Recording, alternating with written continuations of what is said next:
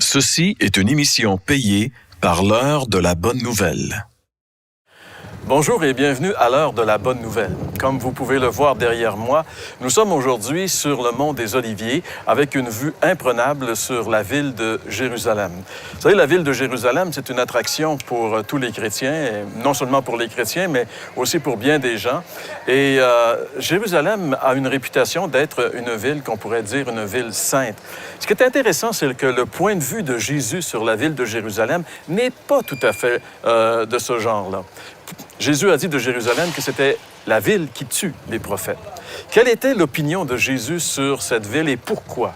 Eh bien, c'est ce que nous allons essayer de développer tout au long de cette émission de l'heure de la bonne nouvelle.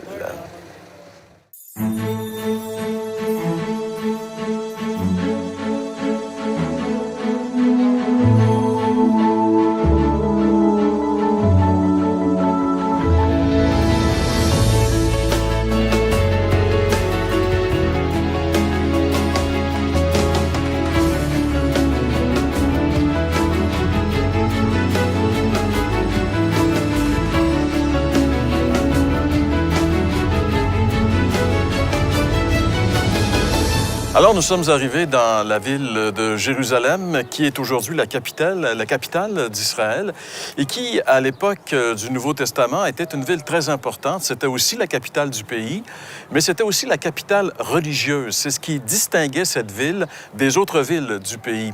Et il y avait le temple. Si vous regardez attentivement, vous voyez bien sûr le dôme du rocher. C'est la figure qui illustre le mieux aujourd'hui la ville de Jérusalem. Le dôme du rocher, il faut avoir un peu d'imagination et réaliser que c'est là que le temple de Jérusalem, le temple d'Hérode à l'époque de Jésus, s'élevait.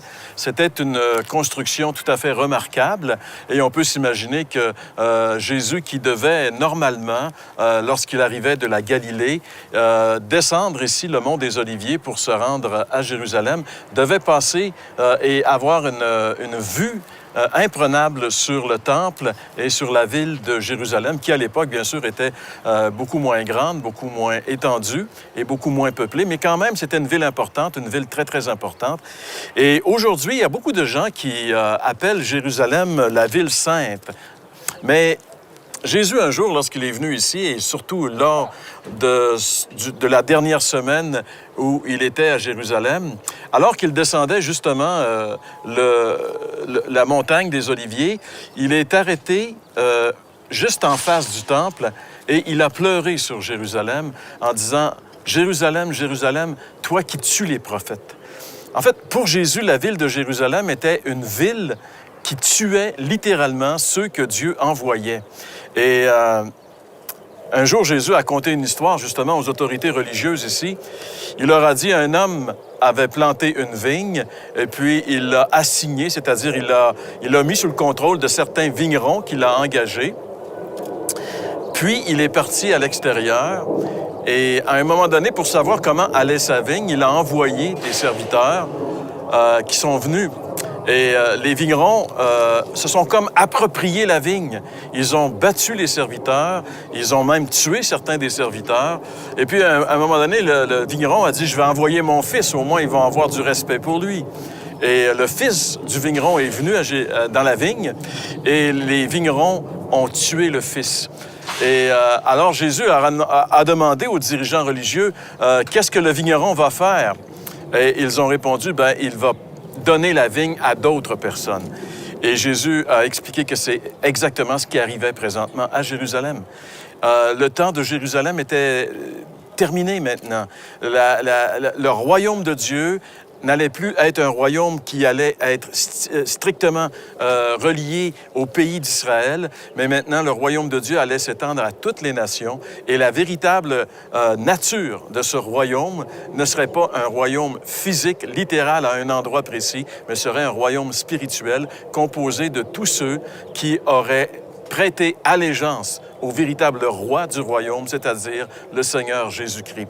Évidemment, cette vérité passait très difficilement à l'époque de Jésus parce que les Juifs attendaient une libération littérale. Les Juifs attendaient que Jésus, en tant que Messie, chasse les Romains et établisse la suprématie, on pourrait dire politique, suprématie nationale d'Israël, comme du temps de David ou du temps de Salomon, par exemple.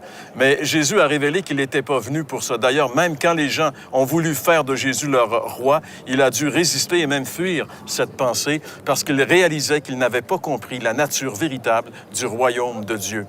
Alors que nous sommes ici à Jérusalem, devant la vieille ville, devant la ville de Jérusalem, ce serait important pour nous de se poser la question, est-ce que nous avons vraiment compris la véritable nature du royaume de Dieu? Parce que vous savez, Jérusalem a rejeté Jésus. Il y a un passage dans Ézéchiel, Jeff va nous en parler dans quelques minutes, du fait que la gloire de Dieu dans l'Ancien Testament, à un moment donné, est partie du temple et elle est venue ici sur la montagne qui est à l'est de Jérusalem, qui est le mont des Oliviers, et cette gloire est disparue. Elle est quitté Jérusalem. Mais c'était une figure d'une gloire beaucoup plus grande et c'était une figure qui annonçait prophétiquement le drame qui allait se dérouler ici, un drame terrible qui était en réalité, par ce peuple choisi par Dieu, le rejet du Fils de Dieu, le rejet du Messie. Et ce qui est intéressant, c'est que pour eux, ils avaient une conception qui était strictement matérielle du royaume de Dieu. Et aujourd'hui encore, même à travers ce qu'on appelle l'Église, beaucoup de chrétiens ont ce même genre de conception. Qu'est-ce que le royaume de Dieu est en réalité? Est-ce que c'est un royaume littéral, un royaume géographique, ou est-ce que c'est autre chose? Je crois que les enseignements de Jésus et la réaction de Jésus devant l'autorité religieuse ici démontrent que le royaume de Dieu est d'une autre nature. Et même un jour, Jésus a dit à ses disciples, le royaume ne viendra pas de façon à éclater les regards, mais il est déjà au milieu de vous, parce que c'était lui le royaume. Jésus-Christ, c'est le royaume. Et s'il règne sur notre vie, nous sommes dans le royaume de Dieu. Le rejet de Jésus par Jérusalem a été, en réalité, le rejet de Jésus par le peuple juif a été leur pire erreur. Et c'est toujours la pire des erreurs de rejeter Jésus lorsqu'il se présente à nous. Jeff va nous parler dans un instant de quelle façon ce drame était déjà prophétisé à l'avance par un prophète de l'Ancien Testament et comment ça s'est réalisé à la lettre ici à Jérusalem il y a 2000 ans. Donc, demeurez avec nous. Dans un instant, cette émission se poursuit et nous allons essayer de comprendre le rejet de Jésus par sa propre ville, par son propre pays, par son propre peuple. Vous avez des questions ou des commentaires sur ce que vous venez d'entendre? Contactez-nous par téléphone ou réagissez sur les médias sociaux.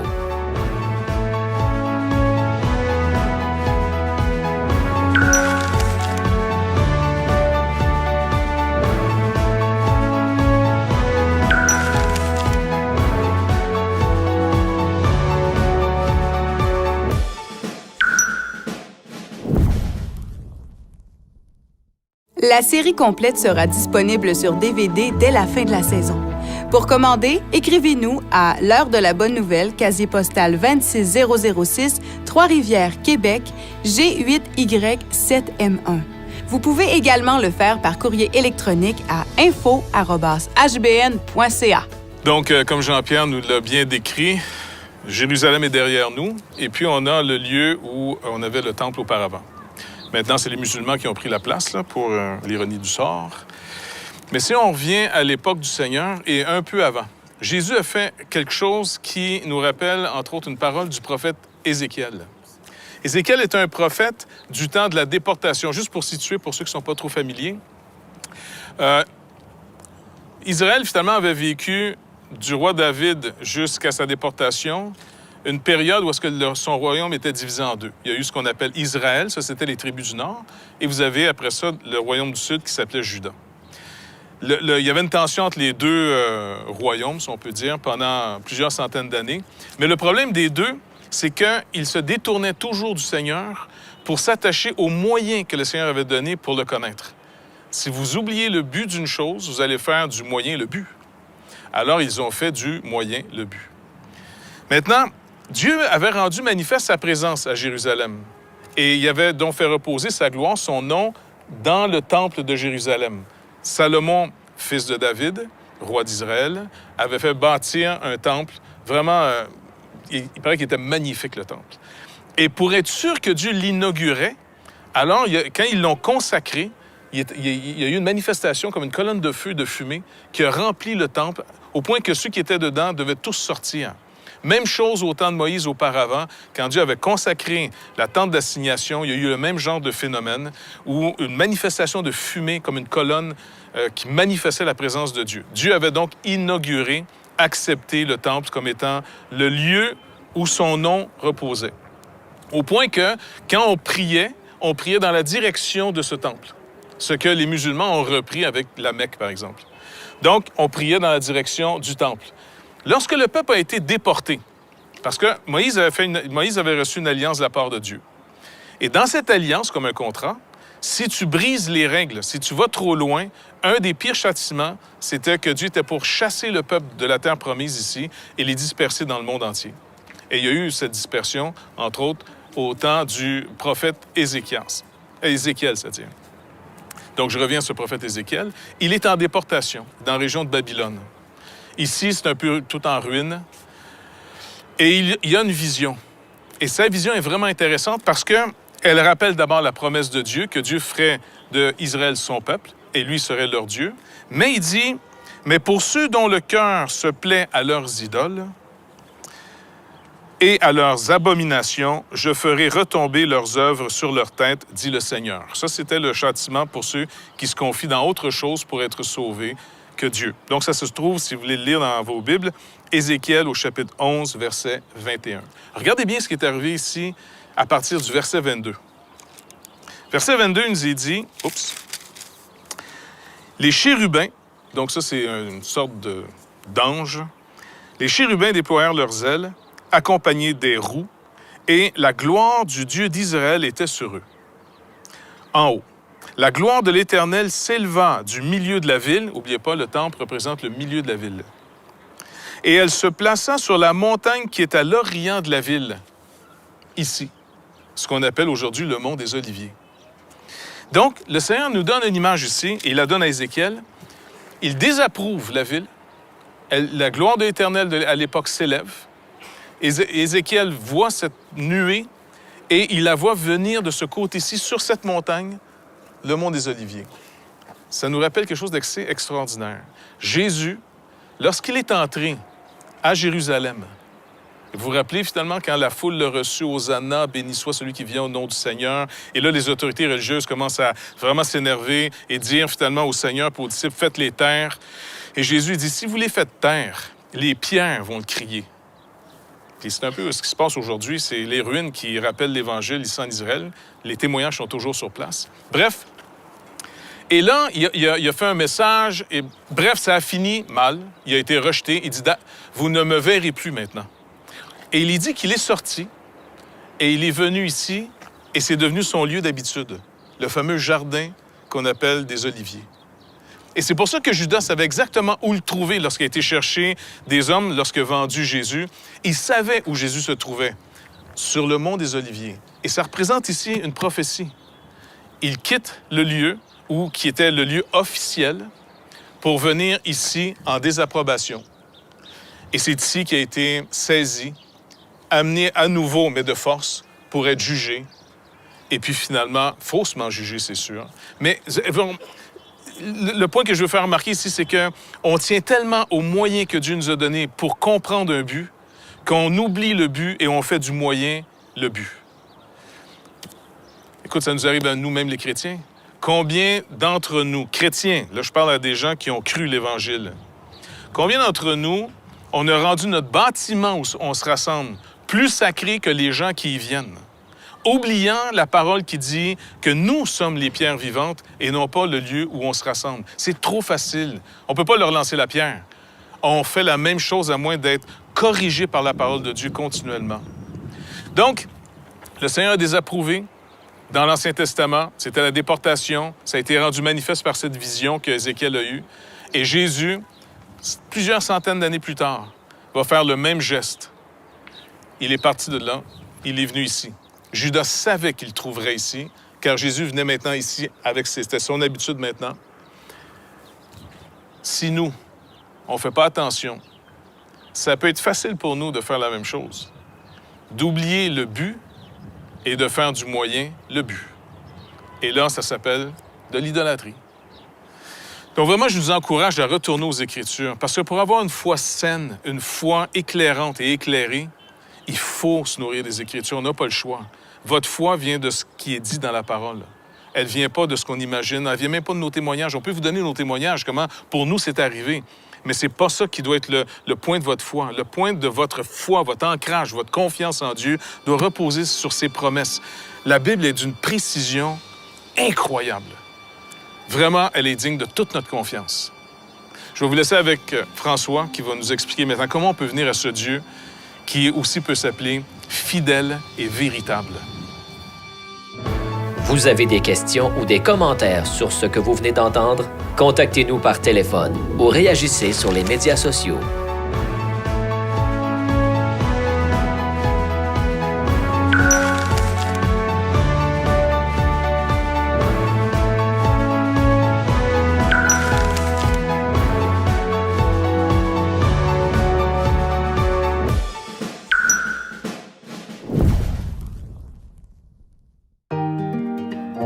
L'heure de la bonne nouvelle vous invite à participer à l'un des nombreux déjeuners de l'espoir. Ces déjeuners ont lieu dans plusieurs restaurants réputés de la province et vous sont offerts gratuitement. Pour connaître les détails concernant l'endroit, la date et l'heure pour votre région, composez le numéro sans frais 1-866-509-1319. Vous pouvez également consulter le site web www.déjeuner.org.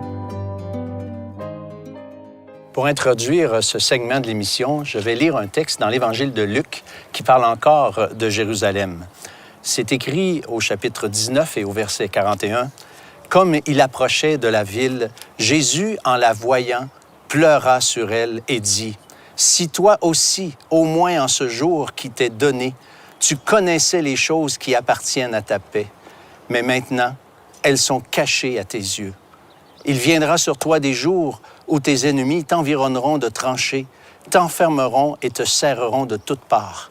Ils te détruiront, toi et tes enfants, au milieu de toi, et ils ne laisseront pas en toi pierre sur pierre, parce que tu n'as pas connu le temps où tu as été visité. » Jérusalem n'a pas connu ce temps où Jésus les a visités, et ils en ont subi des conséquences terribles, physiquement, littéralement, il y a à peu près 2000 ans, un peu après le rejet du Messie vers l'an 70, où cette prophétie de Jésus a été accomplie et Jérusalem a été complètement détruit. Il n'y a pas resté pierre sur pierre, en effet.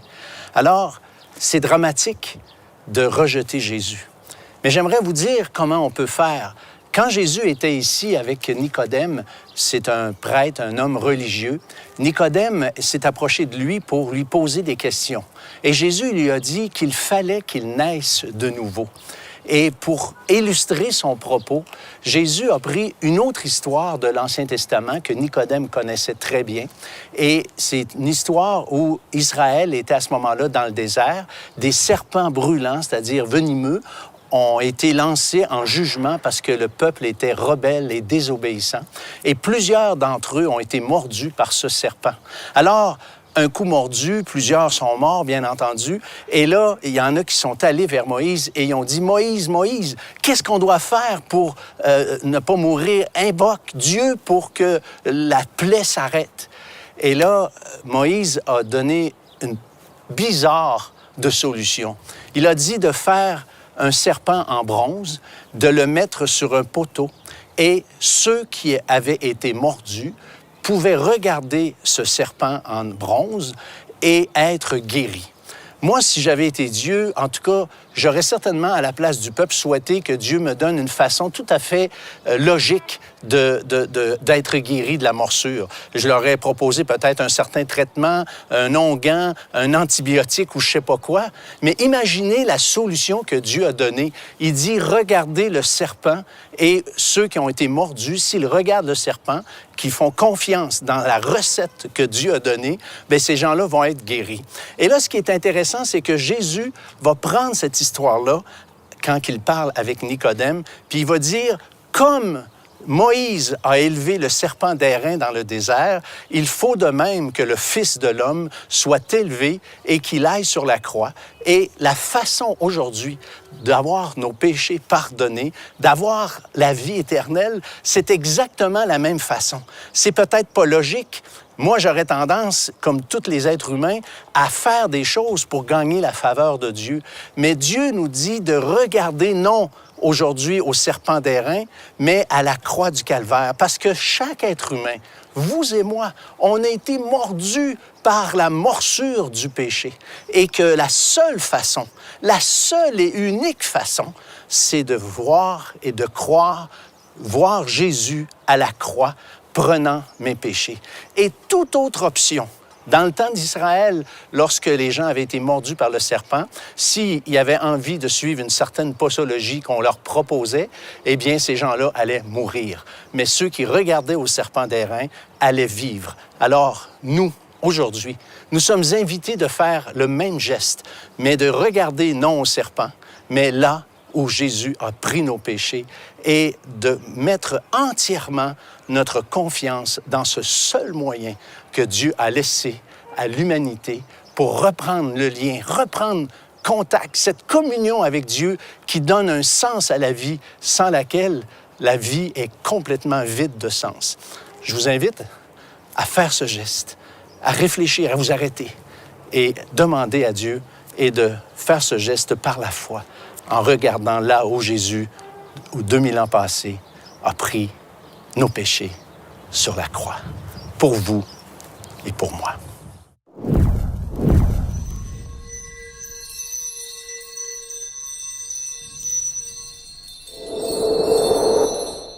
J'ai grandi dans une famille où, justement, on racontait les histoires de l'Évangile.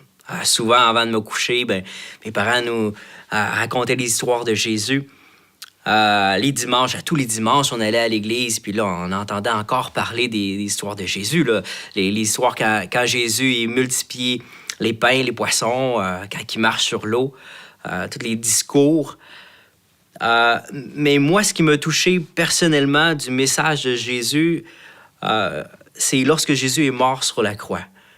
Quand on lui plantait les clous dans ses mains, dans ses pieds, la façon qu'il pardonnait même à ceux qui plantaient ces clous-là. Pour moi, cet amour inconditionnel-là qui était démontré tellement clairement sur la croix est venu me toucher personnellement. Fait que je grandis avec ce message-là dans mon cœur, tout en étant fidèle à l'Église. Rendu vers 16 ans, c'est sûr que on se pose toutes sortes de questions. Qu'est-ce que je vais faire avec ma vie? C'est là que tu choisis ta carrière. Fait que j'avais plein de questions à savoir qu'est-ce que j'étais pour faire avec ma vie. Fait que oui, c'est sûr, j'avais des ambitions, puis je me disais, wow, ça serait vraiment intéressant, avoir une belle job, un beau char. Tu sais, t'es jeune, puis tu veux un beau char, du succès. Mais plus je regardais en avant, je me dis, il me semble que la vie, c'est beaucoup plus que ça.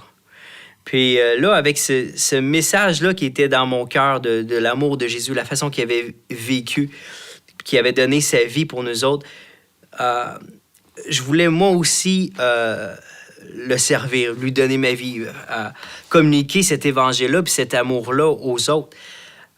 Fait que j'ai rencontré quelqu'un qui dessinait à la craie, qui racontait des histoires. Puis lorsque j'ai vu ça, j'ai dit, wow, c'est tellement un beau moyen pour pouvoir raconter l'histoire de Jésus. Fait que là, j'ai commencé à prendre mes craies, à voyager un petit peu partout, à faire des présentations dans des foyers de personnes âgées, dans des prisons, dans des écoles, un peu partout sur la rue. Puis quand je racontais librement ces histoires-là, ça avait vraiment un impact. Les gens étaient touchés, qu'ils soient vieux ou jeunes. Fait que je continue à à œuvrer comme ça, puis à voyager un petit peu partout avec ma femme. Après ça, on a eu des enfants. Mais à toutes les fois que je revenais à l'église, je leur racontais ce qui s'était passé, puis on dirait que c'était jamais assez. On n'endossait pas ce que je faisais parce que je travaillais pas pour l'église ou pour un groupe, puis... mais là, c'est sûr que ça m'a frustré.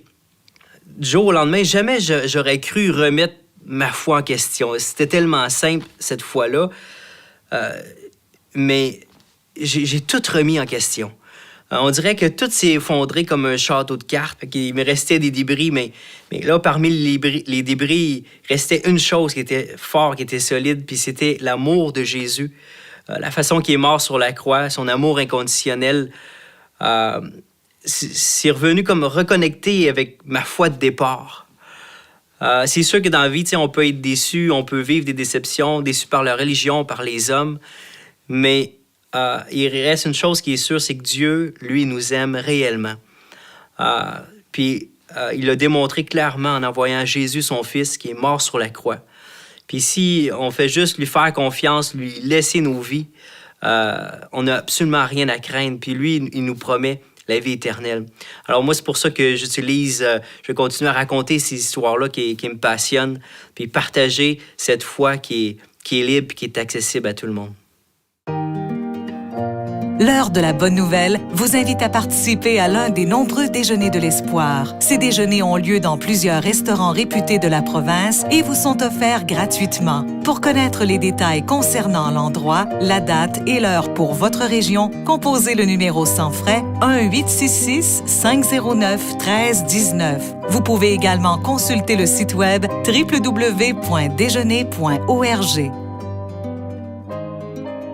La série complète sera disponible sur DVD dès la fin de la saison.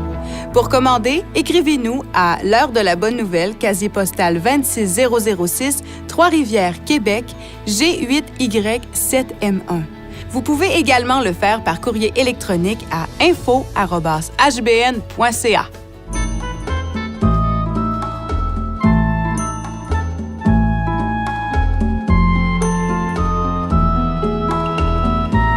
Eh bien, comme on l'a vu aujourd'hui à travers ce que Jeff nous a enseigné, ainsi que François, quand Jésus se présente à nous, l'important, c'est de vraiment réfléchir sur ce que nous allons faire de lui. Parce que Jésus, s'il vient jusqu'à nous, d'un moyen ou d'un autre, c'est la grâce de Dieu qui se présente à nous.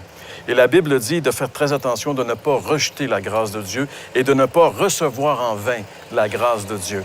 À travers cette émission que vous avez écoutée aujourd'hui, Dieu s'est présenté à vous. Et surtout, à travers ce que nous avons pu développer au cours de cette émission, nous avons réalisé l'importance de faire attention lorsque Jésus se présente à nous. Bon, on espère que vous avez compris le message, que vous avez réalisé qu'en réalité, Jésus est celui qui peut déterminer votre éternité, soit dans le bon sens ou soit dans le mauvais sens. Alors, on vous invite vraiment, pour continuer un petit peu ce que François nous a dit, on vous invite vraiment à vous tourner vers lui et à vous engager à marcher avec lui. Si vous avez des choses que vous n'avez pas comprises, vous avez des questions, ce qui est très normal, alors communiquez avec nous. Vous voyez à l'écran présentement nos coordonnées. Vous pouvez nous écrire par la voie postale. Vous pouvez communiquer avec nous également sur notre page Facebook. Nous avons aussi, vous pouvez communiquer à notre adresse courriel et nous allons faire tout notre possible pour essayer de répondre à vos questions. Alors donc, c'était pour aujourd'hui l'heure de la bonne nouvelle. Merci beaucoup François, merci Jeff. Et on se retrouve la semaine prochaine dans un autre endroit de cette ville de Jérusalem, car nous découvrons le pays de la Bible cette année à l'heure de la bonne nouvelle. Ceci était une émission payée par l'heure de la bonne nouvelle.